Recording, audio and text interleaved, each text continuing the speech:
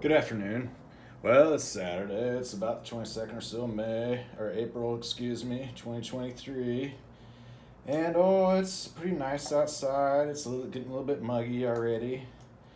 There's already a sort of, oh, how you might say, late spring, early summer bit to the mix, as it were. And so, insofar as that goes, there's not too much to be said about that. It's a great time, because it's going to be hot and global warming and all that kind of stuff. But it's a pretty good time, and it is nice outside. It's pleasantly warm. One need not wear a jacket to not feel cold and such like that. And so what I figured today was that I've been reading a little bit about two kind of tracks, and one of them is differential calculus, and the other one is the path integral.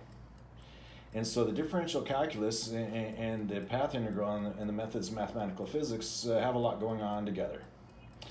In fact, a lot of what is mathematical physics is linear algebra. And then as this other track has been discussed, in a sense, these nonlinear analysis. That in the higher order components, that when fields cross, there are nonlinear effects as about the corners where it curves around, and that these nonlinear effects have their own contributions to what's almost otherwise entirely a linear thing, and that in the linearisations kind of is what's so far as possible to make an infinite expansion for a series of terms as from an equation or formula. Otherwise, just take the first term, and that's the bulk of the contribution of the linear part. And that's what's called this linearisations, as we've been talking about from the differential geometry and this sort of thing, where we've kind of been looking at differential geometry and differential topology and differential equations and their methods of solutions and means of solutions with regards to how it's possible to make up for what's called these sorts of things that have solutions and approximations, that the approximations kind of work up and out as what are the things that make it so that what are these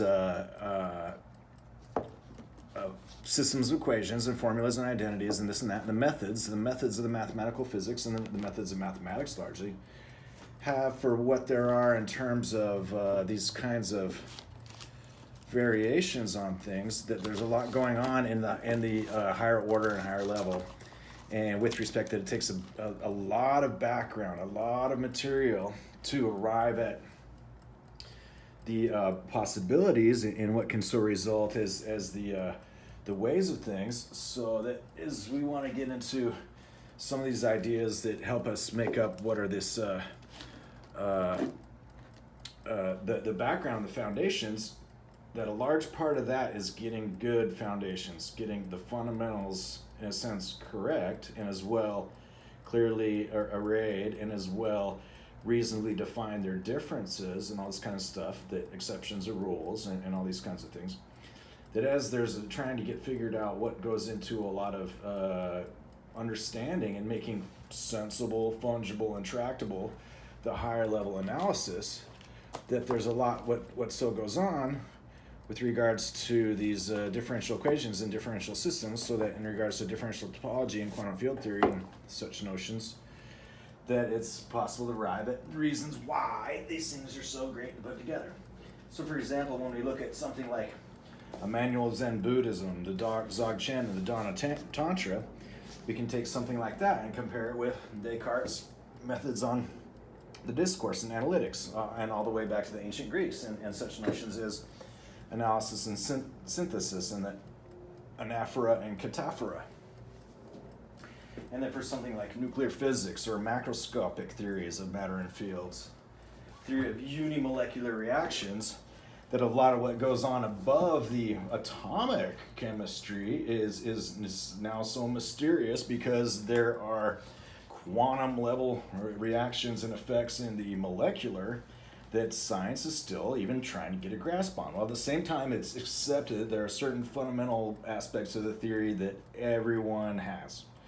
And these are basically framed in terms of what are called invariance theories, about that there's conservation laws, and that there's some various laws of thermodynamics about things that attenuate and dissipate, and there's some various laws of simple wave motion, things that oscillate and restitute, and then there's various laws of things like motion, which have linear motion separately from angular motion, and about things that go or stay, or are in motion or at rest. And as well about when we look at those in terms of the duals, the dual for any system is that which is opposite it, but it's as well a complement of it. Kind of like when we take the idea of linear motion, then there's also the universe all around it. When we have the classical B and E fields, the electric field and the magnetic field, the Maxwell's equations make so great, there's also all these other lettered fields about that are its potential fields. And in the various higher dimensions, which so result that they project down and cast down. This theory of some potentials, which is being talked about in these talks, theory of sigma potentials or theory of omega potentials, have it that those add up not just these nonlinear contributions in the higher order components, but fall down from resonances in wave theory down into wave theory, back to being particles is their ultimate thing that's never met. Whereas the particle and wave has that the resonance and the total is these things are never met. That from the point and local on one side, down from the total and global on the other side, for the local and the global, as of the point and the total, these are the various kinds of things to get into how and why there's much to be said about nothing at all. And then as we try to arrive at how we can talk about these various systems and theories and what goes on and making things reasonable about gas phase reactions and these contemporary mathematical physics and classical to quantum mechanics, that I suppose then what I'll be talking about today is differential equations. And compared to something like, a book on path integrals and about classical to quantum mechanics and contemporary mathematical physics from World Scientific, Cambridge, and Academic Press, these being just usual graduate level texts, and to fill a course or quite a course, those kinds of things. That then there's also partial differential equations. I found this great book the other day. This I got in Portland at Powell's Bookstore, and this I found the other day at Arundel in Seattle. And so what this is contributions to nonlinear partial differential equations. This is part of a series, volume 2, from Long Run Scientific and Technical. And so that book, what it has is a bunch of different setups, the ansatz and the models that then have various applications in terms of the stochastic usually has applications according to laws of probability, or that partial differential equations usually have applications with respect to all dynamical models, and dynamical modeling works on down from differential equations, and that these partial differential equations are thus linearisations and solutions of at least some of the orders of the terms, and about how that goes. But then I found this book called Partial Differential Equations 1, Basic Theory from Springer Press, and it's volume 115 of Applied Mathematical Sciences, and it was published in 1991, and its contents is the mathematics subject classification indicates as 35-01, 35J05, 35EXX, and 35G10, where the American Mathematical Society has what's called the Mathematical Subject Classification, or AMS, MSC. And so when you think about something in the accordance of the library, where you find it in a book in its section, like in the old days about the Dewey Decimal System, and in an academic library these days about, this would be in the P section or the Q section in mathematics or physics, that where biology is A and that kind of thing, and everything else is about and around it and in the middle. That this book is really quite high level. He starts talking about the basic theory of ODE and vector fields, where earlier we've been talking a little bit about the ordinary differential equations, which are basically those that are univariate and have linear solutions. And some people might expand that to say, well, if you can substitute the variables and make for linear solutions in the univariate, those are also ordinary. And this kind of thing. That then I was relating that to what's called one of these university textbooks that is kind of the old textbooks that have all these different, how you might say, relations to the differential analysis and their definitions that are pretty well self-contained and brief, and also that kind of fit in the book bag a little bit easier. The University Mathematics text. So,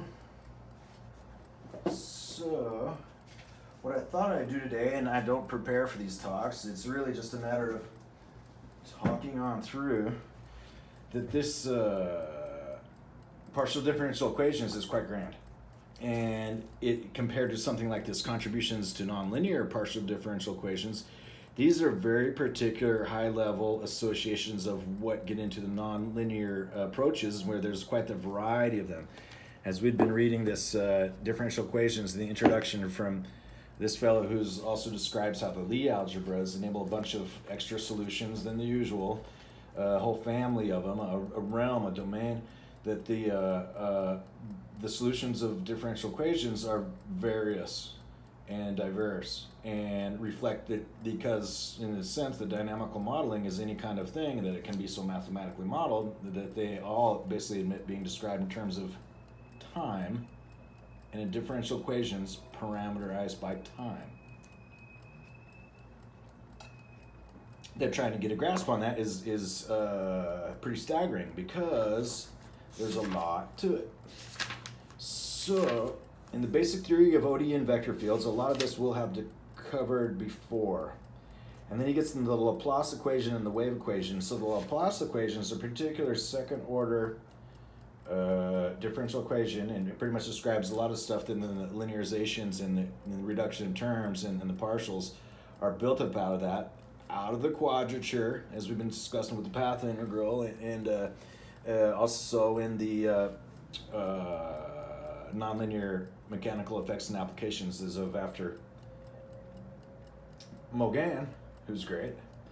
That then the third chapter is Fourier analysis, distributions, and constant coefficient linear PDE are examples of the linear PDEs, and some what gets into harmonic functions and holomorphic functions, and distributions and tempered distributions, and a bunch of different introductions of operators in the elliptic, as is put in Appendix A, the mighty Gaussian and the sublime gamma function.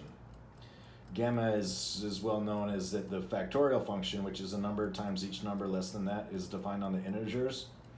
And so gamma is the same as factorial of, or that gamma of n minus 1 is the same as factorial n, or n minus 1 bang, or factorial is the same thing as gamma n. I forget which one it is. But the gamma function is like the factorial function, but it's defined on the real numbers as well. It interpolates between those. And so it's a lot like when you talk about the exponential, 2 to the x, and how that goes exponential, and it basically, in a short change in the domain, has a great change in the range. But then when it gets to talking about the Gaussian and the gamma function, I'll be curious to see kind of what that is meant to be. And when they say mighty, it'll be necessary that they'll have assigned that a mathematical definition. When they say sublime, there's no space in these works for something that's just kind of descriptive without being definitive and declared so. Then he gets into Sobolev spaces and the Schwartz kernel theorem, and there's a couple other books here about the Schwartz functions, which are families of functions, kind of like these Bessel functions, the Hamiltonian Jacobians, and those being systems of eigenvalue systems that have, in some cases, various functions and families of functions which define them, kind of like Pascal's triangle or after the binomial theorem. The way that you can compute the coefficients of a polynomial or an expansion of these functions without having to kind of crunch them out, that they have symbolic solutions. And so this book is really quite extensive.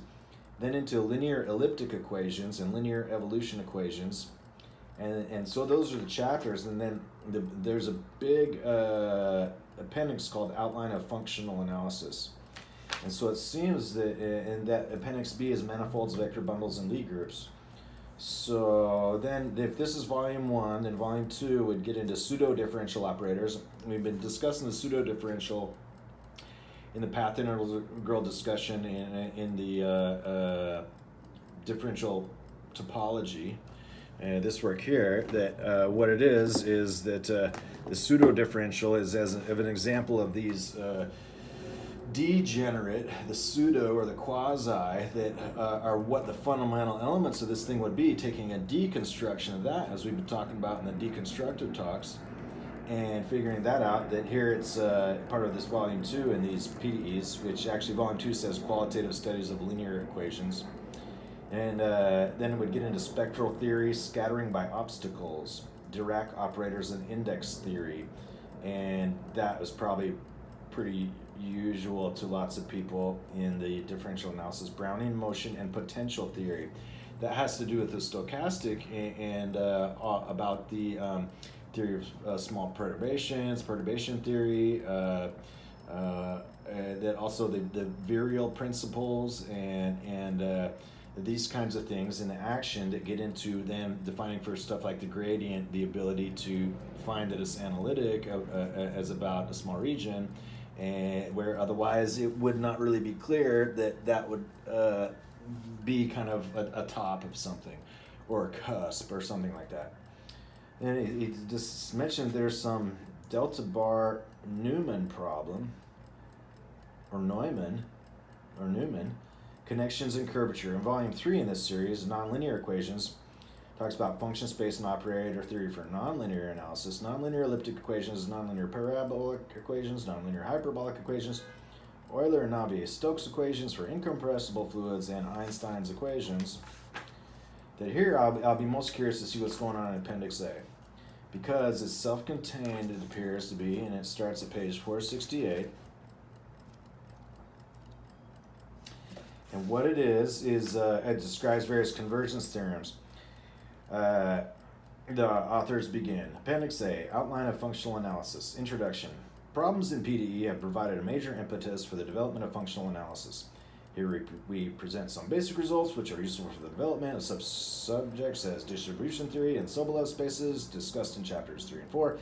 The spectral theory of compact and of unbounded operators applied to elliptic PDE in chapter 5. The theory of Friedholm operators and their indices needed for the study of the Atiyah-Singer index theorem in chapter 10. And the theory of semigroups of particular value in chapter 9 on scattering theory, and also germane to studies of evolution equations in chapters 3 and 6. Indeed, what is thought of as the subject of functional analysis naturally encompasses some of the development of these chapters as well as the material presented in this appendix. One particular case of this is the spectral theory of chapter 8. In fact, it is there that we present a proof of the spectral theorem for general self-adjoint operators. Now, this is familiar in all the bracket or bracket and the joint and self-adjoint, and what with regards to then the Hamiltonian and the Hamiltonian-Jacobi equations, that those are Lagrangians and they're parameterized by time, and that it's so relevant for these operators that define those relations of transforms for the tensorial products, why it is so, that then the spectral theorem gets into that as a pretty general thing about the component analysis, principal component analysis, and the notion of the spectral after the polar and the phasic, these things.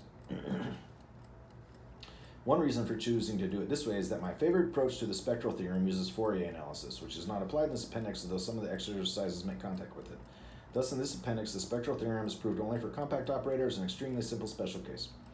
On the other hand, it's hoped that by the time one gets through the Fourier analysis is developed in chapter 3, the presentation of the general spectral theorem in chapter 8 will appear to be very simple too. Now, the Fourier analysis in the time and frequency transform and the separation of those two components as about two orthogonal functions as about what makes for the fast Fourier transform with respect to the Fourier transform, the cosine transform, wavelet transforms, and various other ways that two things are brought apart. Then they can be analyzed in the time components and in the frequency components. It can result, for example, that it can be compressed in one or the other of those, or that linearisations or approximations work out that it can be worked back what recomputes those functions, as it were.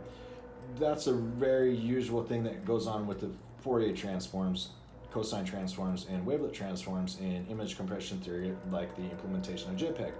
As well, it ends up in a lot of these different things. Why the Fourier analysis shows up so much is because, again, the Fourier representation after the Taylor series and Maclaurin make for that, then what results is that there are a lot of these infinite series. The very first few terms, or the first term only by itself, like E equals mc squared, end up being most of what those series have as their value.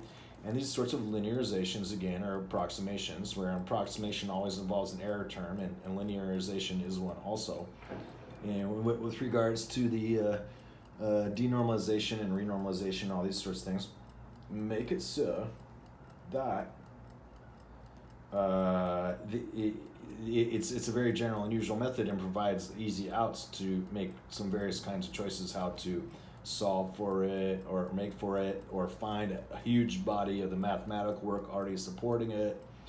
That there are others, and the anything to do with the Fourier analysis and the transforms can basically be framed in the language of orthogonal functions. That it's really the properties of orthogonal functions which make it so that the most of the facility and utility of the Fourier analysis about sine and cosine are so great, as they're orthogonal functions. Thus, in this appendix, the spectral theorem ... is proved only for compact operators, an extremely simple special case. And the compact is basically how it's closed, and there's a way to express that it's reachable. And I imagine that the definitions will still follow as we get into spaces, and this notion up above linear algebra, as after vector spaces, which are familiar as R, the real numbers, R squared, the plane, and R cubed, the volume, where it's so that that's like Euclidean space squared, and Euclidean space cubed, as supplied with an origin and thus a coordinate setting, the vector space of linear algebra. ... On the other hand, it is hoped that by the time one gets through this Fourier analysis as developed in Chapter 3, the presentation of the general spectral theorem in Chapter 8 will appear to be very simple too. 1. Banach spaces. Banach, B-A-N-A-C-H, Banach.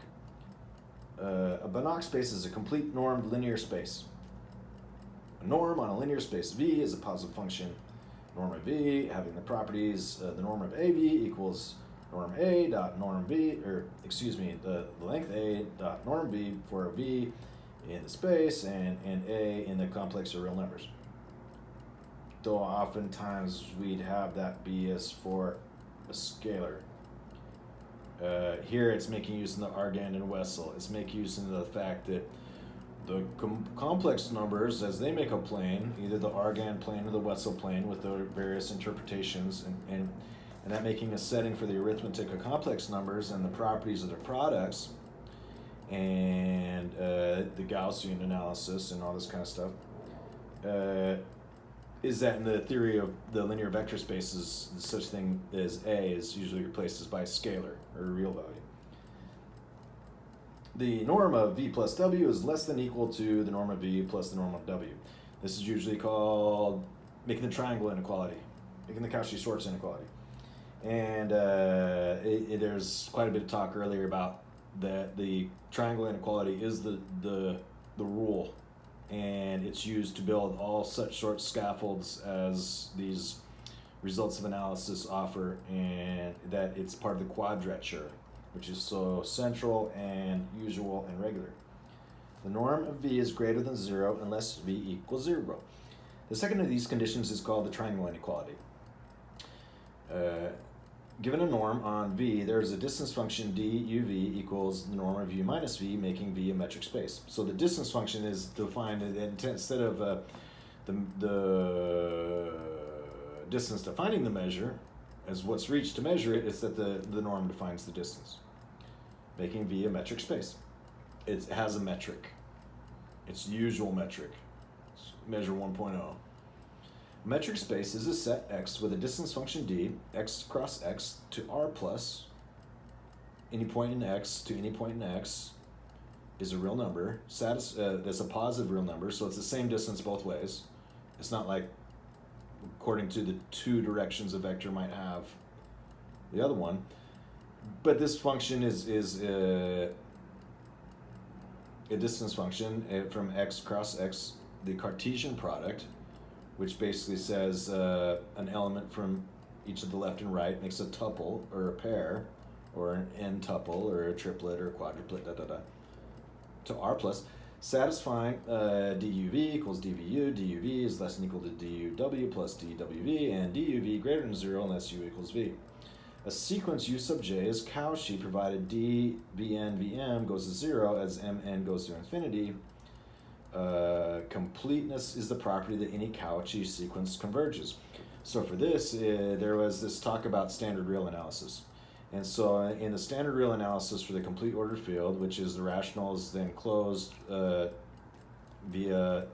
the least upper bound axiom, that the least upper bound of any set of rational numbers that has a limit, and such as Cauchy, has a Cauchy property, exist and is part of the real numbers, that's how it's closed. It's called Dedekind completeness, and it's one of the definitions of the continuity of real numbers, completeness. And so in this space, there's similarly, there's this thing. So approximately, see, not to misuse the word approximately, in a sense, fundamentally, it's much like any other continuous manifold. Completeness is a property that any Cauchy sequence converges. Further background on metric spaces is given on section 1 of Appendix B. We list some examples of Banach spaces. First, let X be any compact metric space, that is a metric space with the property that any sequence Xn has a convergent subsequence.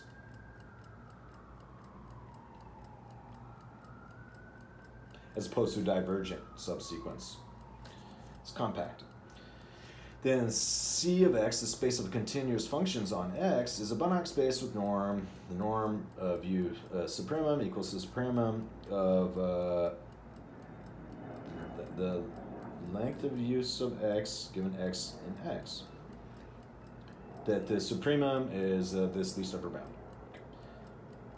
Also, for any alpha in 0, 1, we set Lipschitz of alpha. Lipschitz is the name of a man. It's a guy, and it's got a function here, LIP alpha, and he's very responsible and famous for some of these conditions in the differential analysis that represent the properties of function about space, that represent various means to establish that it has solutions, it has unique solutions, and then that you can find those solutions. Equals U in Cx, this space of continuous functions, of given that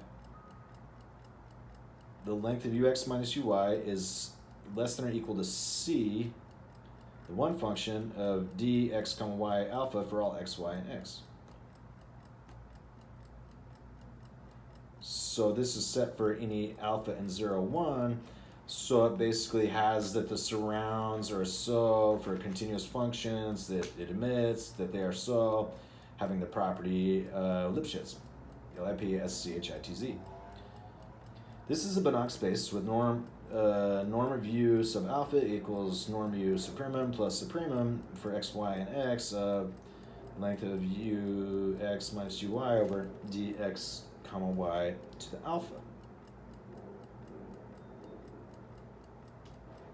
That this dxy is the distance, and the dxy alpha is as of those, and thus it's having that it has a radius about it of a sort.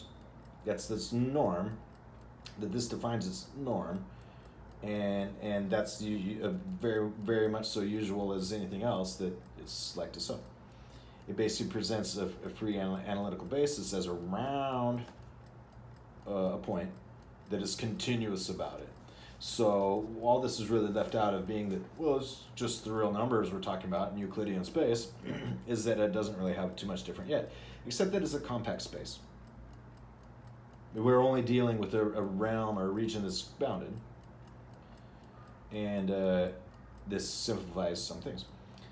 So lip to the 0x equals cx, the space of continuous functions on x, this compact metric space, and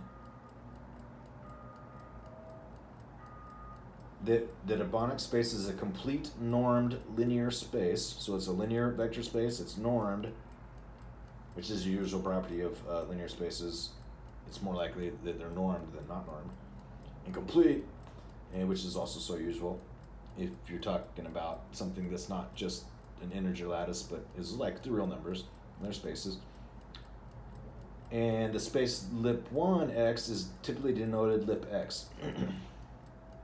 So lip 0x is the space of continuous functions, and lip 1x is for the alpha is in 0, 1, that it's to the first power. So the d to the 0th power is always 0. It's 1. Anything to the 0th power is 1.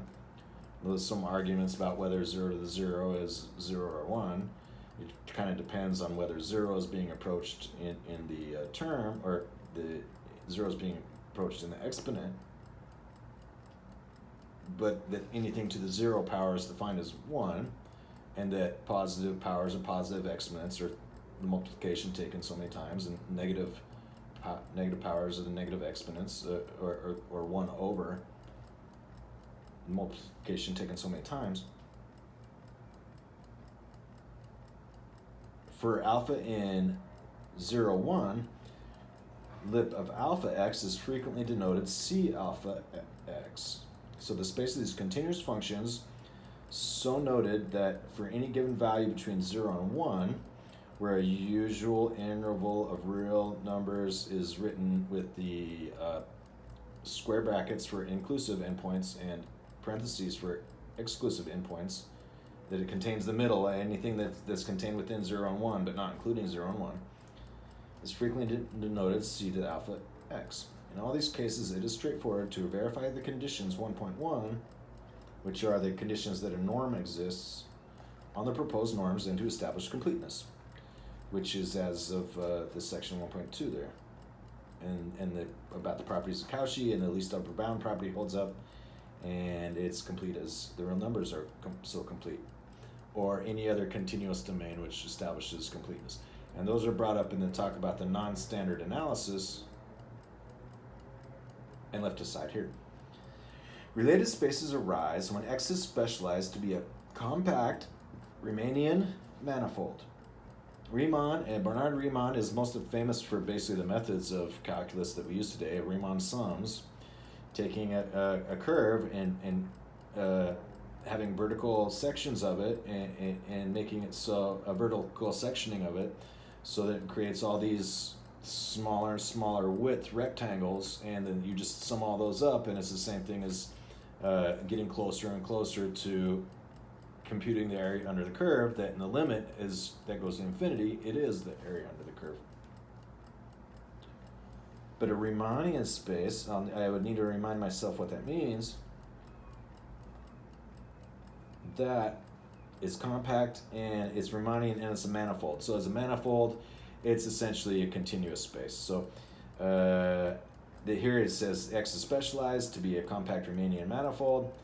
He says we have C to the k m, the space of functions whose derivatives of order less than or equal to k are continuous on M. So the C infinity functions, C to the infinity, are functions that are infinitely differentiable. And those that are not infinitely differentiable would have it thus at some point that their derivative, would be infinity. Because otherwise it exists. Because otherwise it would just have this derivative is the same thing as the slope of the tangent line at a point. It's a function that if you evaluate it at any point, it's the same as the slope as the parametric form of a line, y equals mx plus b, the slope m, rise over run, that is so familiar and comforting and read off from the value in that coordinate, which makes it so that the derivative in most classical functions are infinitely differentiable. Here some are not. We have C to the km, the space of functions whose derivatives of order less than or equal to k are continuous on M. Norms on C to the km can be constructed as follows. Pick z1 to the zn, smooth vector fields on M that span t sub p m at hp em.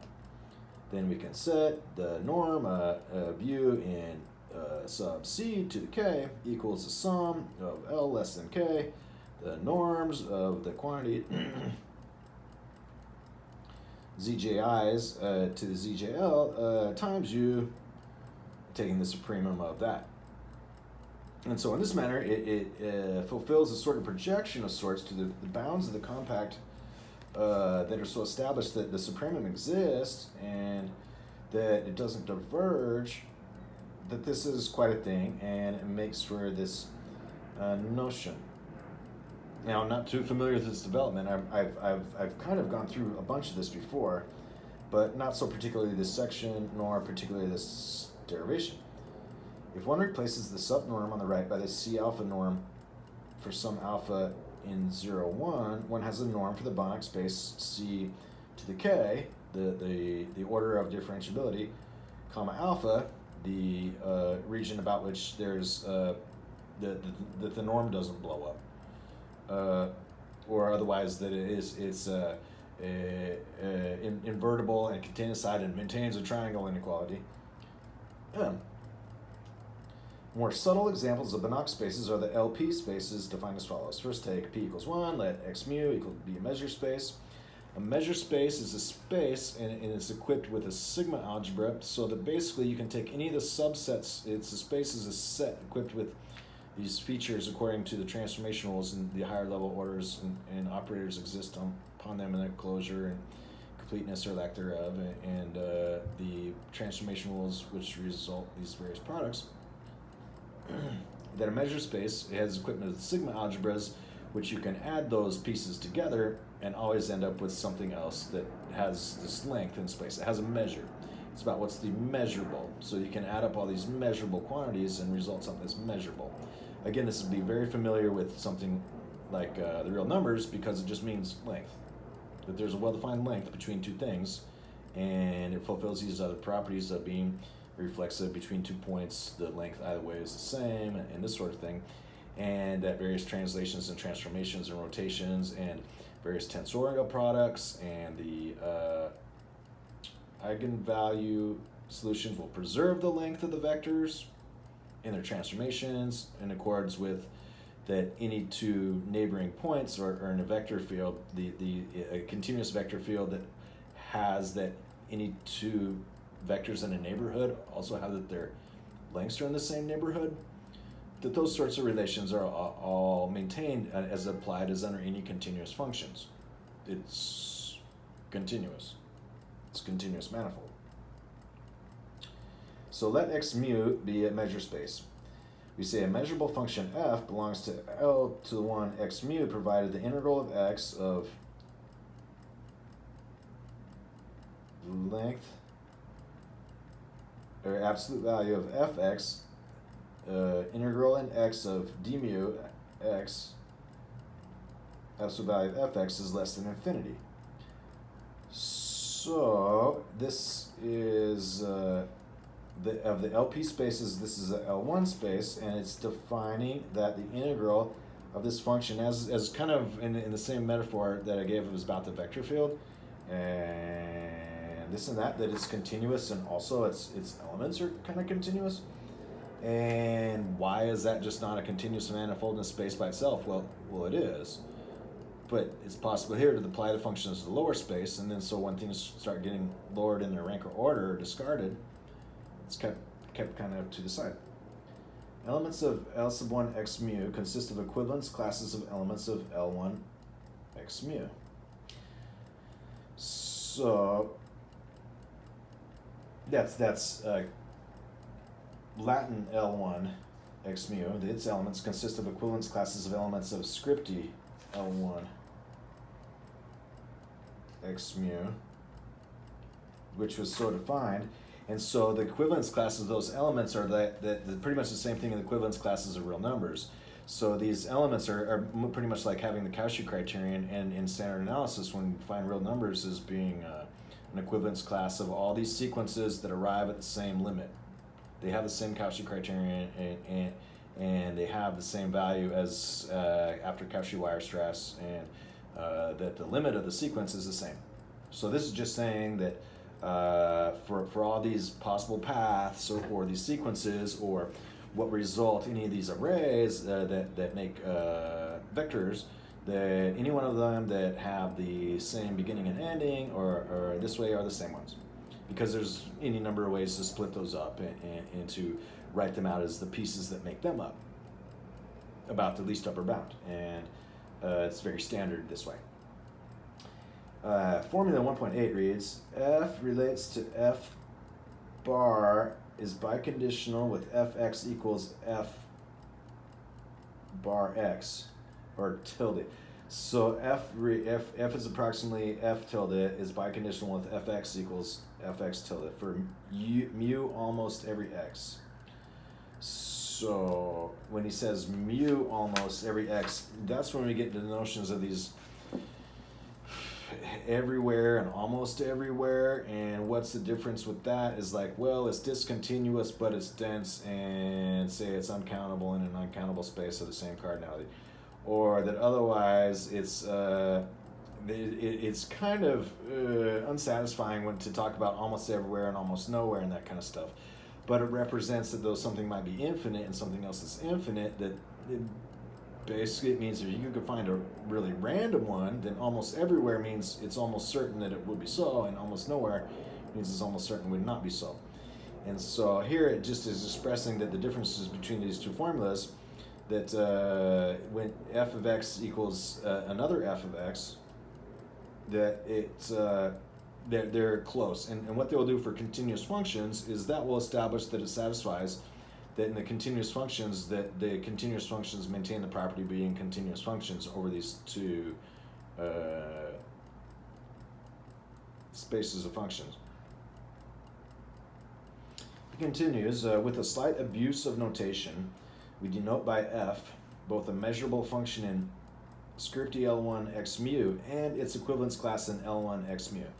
And so when he says that's an assignment, that's basically saying that under an equivalence class of these ones, we can say that furthermore we can very much afterwards so ignore any difference between this and that, because all what would possibly make of what we've made a case for extensionality to this Latin L1 space of this scripty L1 space, which is all its elements that happen to they make equivalence classes that are indistinguishable themselves, that this isn't so much an abuse of notation as an assignment.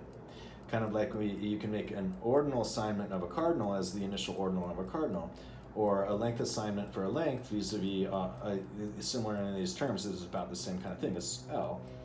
And it's that kind of thing. L is a very usual variable for length, just like D is for distance, and this kind of thing. But here it's really rather clear that it would not be necessary to preserve it in any way otherwise what the difference would be between these two things, because it's afterwards so making up only of after the properties of that the classes of these things exist. Whereas in something like the cardinal assignment of an ordinal, or Dedekind cuts for real numbers, although they're only rationals, those are more of an abuse of notation than this here. Also, we say that f defined only almost everywhere on x, almost everywhere, belongs to L1 x mu if there exists f tilde in scripty L1 x mu such that f tilde equals f. AE. I need to consult a reference to find out that I've forgotten what A dot E means. Almost everywhere it must mean. Almost everywhere. The norm of f sub L is given by 1.7, which was the integral of x d mu x times the absolute value of fx is less than 0 infinity, that mu is such that the measure is the norm. Measure 1.0 is the norm, almost quite usually, and it's the metric also.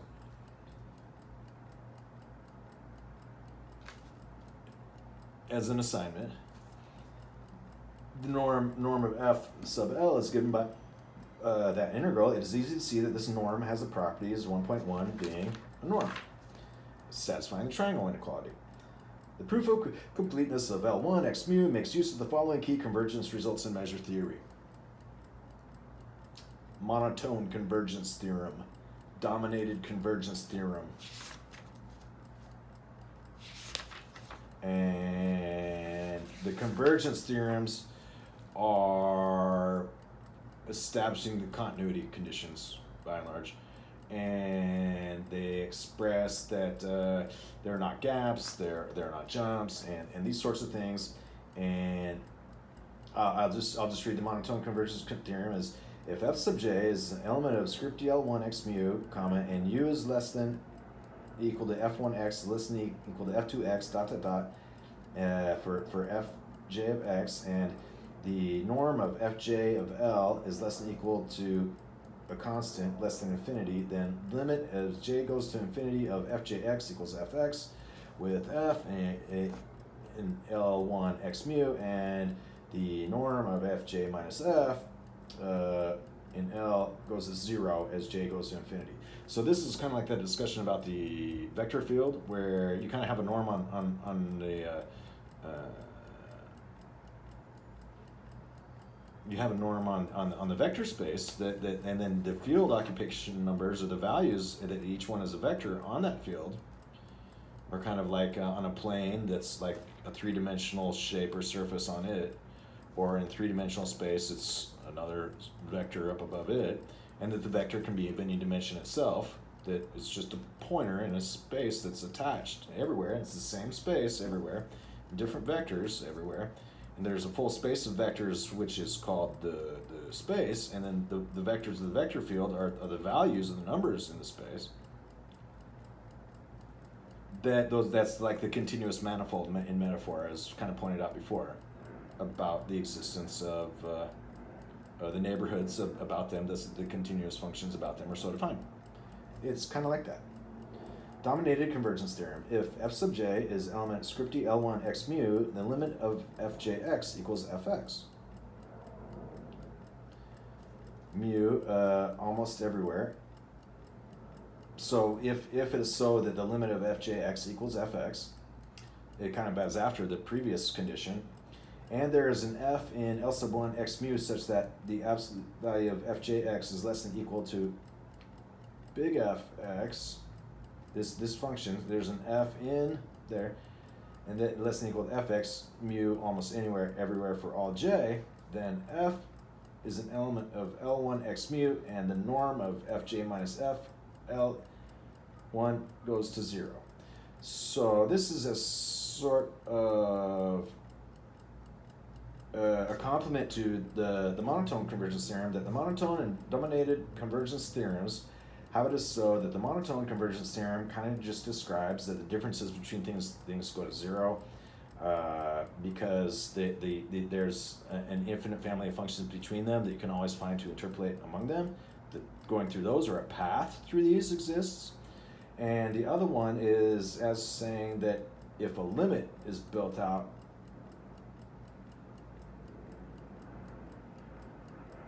that is within a suitably small neighborhood, then it's the same thing.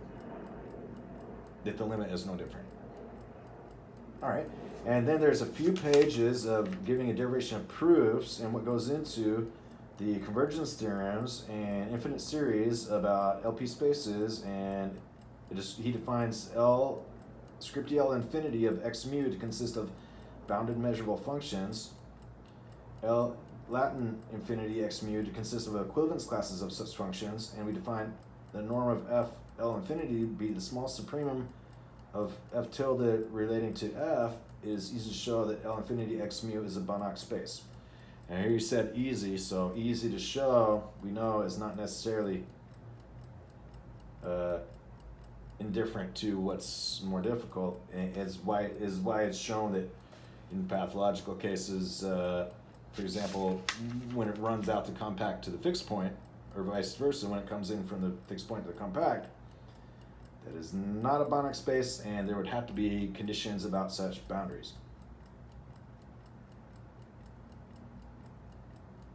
So looking a little bit more, I mean, this is something that I've already had these kinds of examples in courses before.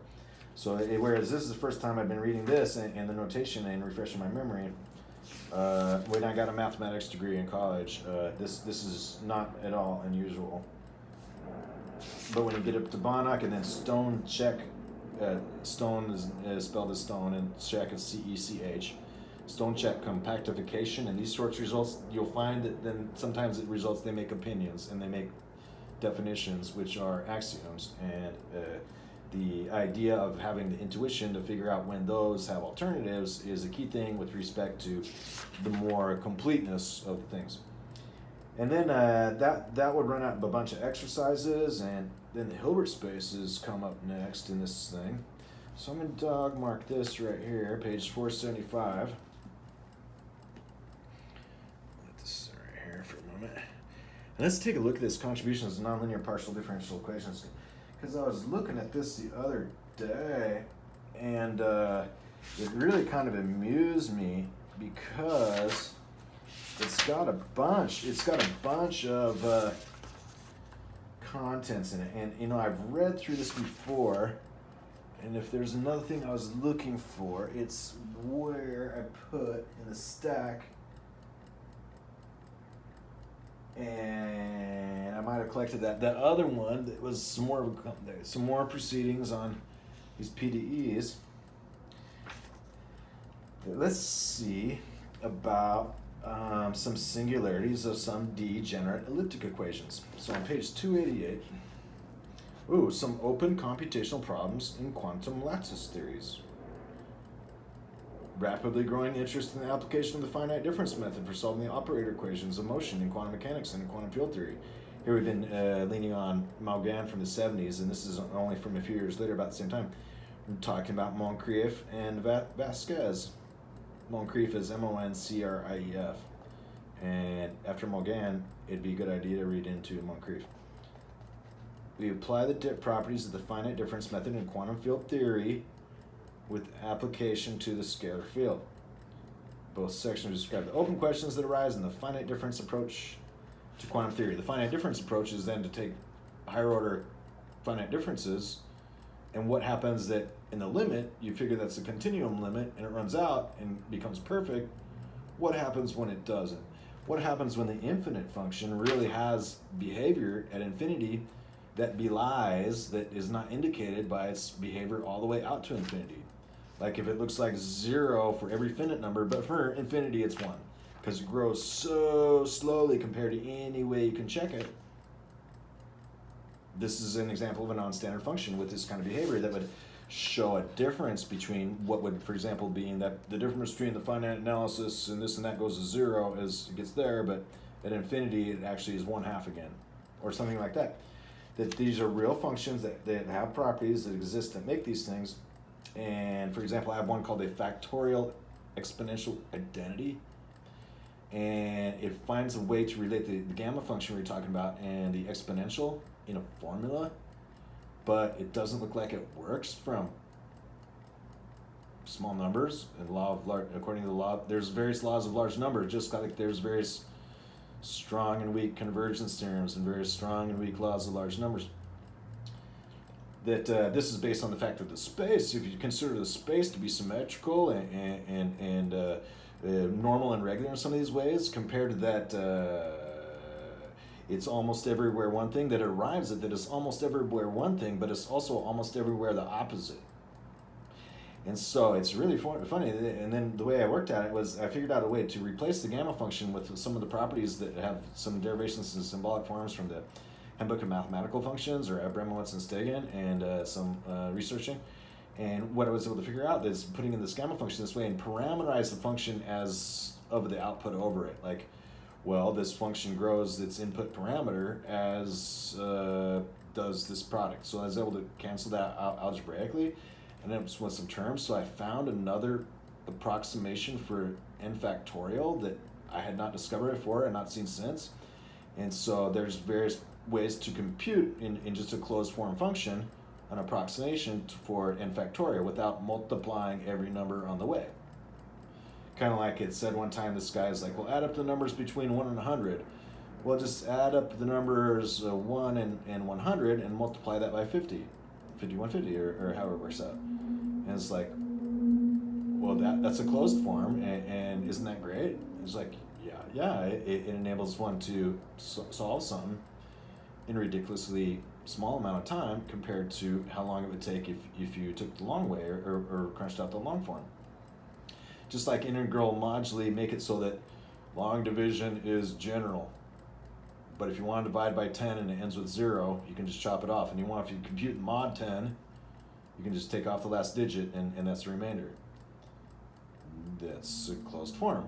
And the other one's general form. But anyways, this function I discovered and identified is it's non-standard, but it's also needs something to explain how it works, because then it would be real. And it gets into this almost everywhere, almost nowhere, and shows via its development that what is according to one space is called Borel versus Combinatorics. So for a Borel space, it's almost everywhere, and Combinatorics, it's almost nowhere. So I just say it's 1/2, because it's almost everywhere, almost nowhere, in 0 and 1, so I just say it's 1/2.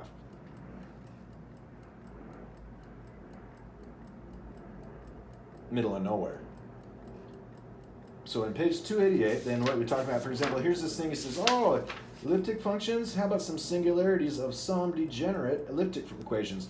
Because elliptic equations, for example, can be very tough to solve, and they even like, oh, Andrew Wiles proved it was possible to solve these forms, or here's Fermat's theorem, or no, is it like so or no? And it's like, that after RSA and the prime factoring theorem, the Riva-Schimmer element, or how crypto works, cryptography in the protection of secrets by the application of mathematical work necessary to open such secrets. The new latest greatest thing is based on certificates based on elliptic curve cryptography, but it so happens for some values are weaker than others, and so. What would be, the strength on the label is not necessarily what is the possible to solve for, and that gets into information theory and like codes, as we were discussing, and codes and this kind of thing. So the author's L. Verone reads, let omega be an open subset of Rn, n greater than or equal to, containing 0, omega prime equals omega minus set containing 0, and p greater than 1. Function u in C1 omega prime is a weak singular solution of the p Laplace equation. Div of the quantity absolute value of grad sub u to the p minus 2 grad sub u equals 0. In omega prime, or u is p harmonic in omega prime, if the integral over omega prime of the absolute value of grad u to the p minus 2, where p is greater than 1, of grad u dot grad epsilon dx equals 0. Holds for any epsilon and c sub 0 to the 1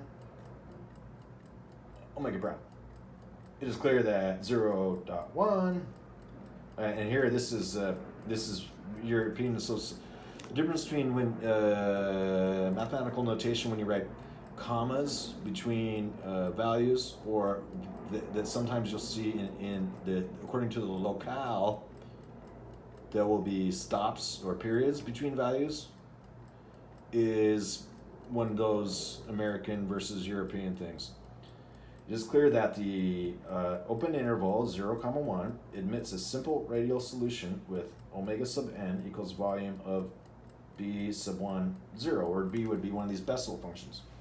That's another thing, when you find families of functions. I was trying to solve this, finding closed forms for the Stirling numbers, or the Stirling subset and cycle numbers, which are kind of like, how many choices can you make given, can be made given you sampling with replacement, or sampling without replacement. The choice function, that's an example of one of these kinds of functions. And it represents this series of binomial coefficients, kind of like for Pascal's triangle. And then similarly, these Stirling numbers for subset and cycle numbers, well, how many subsets are there, and then how many cycles are there in this combinatorial theory? how many combinations work up. And so combinatorial theory is critical for all kinds of classical probability theory because it establishes all the counting methods and counting arguments for combinatorics and finite combinatorics, or this infinite combinatorics, which is beyond it and has to be approached kind of from the other end as a space of the things looks like this. Now bring it back down and out and in it. So I found some of these closed forms for some of these things that here and it describes some functions. Here the Bessel functions are everywhere. These are just some other ones, although those ones are Stirling's cycle and subset numbers as coefficients in polynomials, and that those mean very special things. So anyway, this has been talking some today just about partial differential equations. And some of what goes into the abstractions of the features of the real number system and the real spaces with respect to how you describe that in terms of, say, Banach spaces and in these theorems about the differentiability of fields and vector fields as about them, that those help make things tractable in a general sense and as general. And so they don't necessarily make things easy when later there's closed forms for things that apply, like whether it's according to differential geometry, one of these submersions or immersions, which is like a linearisation that's an approximation but it has an error term, but instead sometimes you can say, hey, it's so great we're using differential geometry because actually this first submersion or immersion is also closed form, complete. That it's the kind of thing that goes into then the basic background of making all these things that we can have a descriptive theory, and the fact that it all arises from descriptive set theory and axiomatics, and that's what's called standard, and there's a non-standard part that goes right with it that's still real, and foundations is real. That these are some great things that I've been talking about since I got a copy of this book the other day about nonlinear partial differential equations, and this is just a great text. This is a very rich text that goes along with graduate education in dynamical modeling. So, with that said, then also this so it would follow something like this graduate course in probability might be interesting. Although it's assumed it says without any